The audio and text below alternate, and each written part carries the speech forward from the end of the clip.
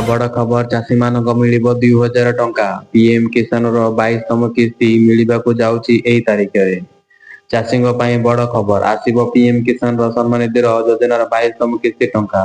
प्रधानमंत्री किसान सम्मान निधि योजना देशर लक्ष लक्ष क्षुद्र और नाममात्र चाषी को आर्थिक सहायता मिलता है।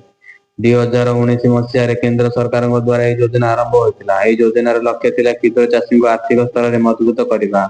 तेबे पीएम किसान योजना देशर समस्त चाषी को 21तम किस्ती मिलुवा बेले 22तम किस्ती टंका केबे मिलिबो से नहीं चातक पारी चाहती। चलित मास जानुआरी मार्च शेष सप्ताह बेलू 22तम किस्ती टंका चाषी अकाउंट को जापे बोली गणमाध्यम रिपोर्ट रे कुआଯାଇଛି। हेले सरकार तरफ एने कौन निर्दिष्ट तारीख घोषणा करा जाए ना। योजना वर्ष को चाषी को 6000 टंका आर्थिक सहायता मिल जाए, जहाँ हिताधिकारी अकाउंट को सीधा सड़क डीबीटी माध्यम हिताधिकारी अकाउंट को जाए।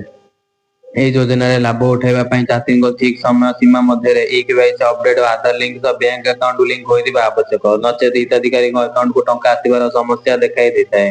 ଗତ ବର୍ଷ ଫେବୃଆରୀରେ ହିଁ ସରକାର ହିତାଧିକାରୀ ଆକାଉଣ୍ଟକୁ ଟଙ୍କା ପଠାଇଥିଲେ। ଯଦି ହିତାଧିକାରୀ ପ୍ରଧାନମନ୍ତ୍ରୀ କିଷାନ ଯୋଜନାର କୌଣସି ସୂଚନା ଜାଣିବା ପାଇଁ ଆଗ୍ରହୀ ତେବେ ୱେବସାଇଟକୁ ଭିଜିଟ୍ କରିପାରିବେ ଏବଂ ଚାଷୀମାନେ ପିଏମ୍ କିଷାନର ଇ ମିତ୍ର ଚାଟବୋର୍ଡ ବ୍ୟବହାର କରି କିସ୍ତି ସମ୍ପର୍କ ସମସ୍ତ ତଥ୍ୟ ପାଇପାରିବେ।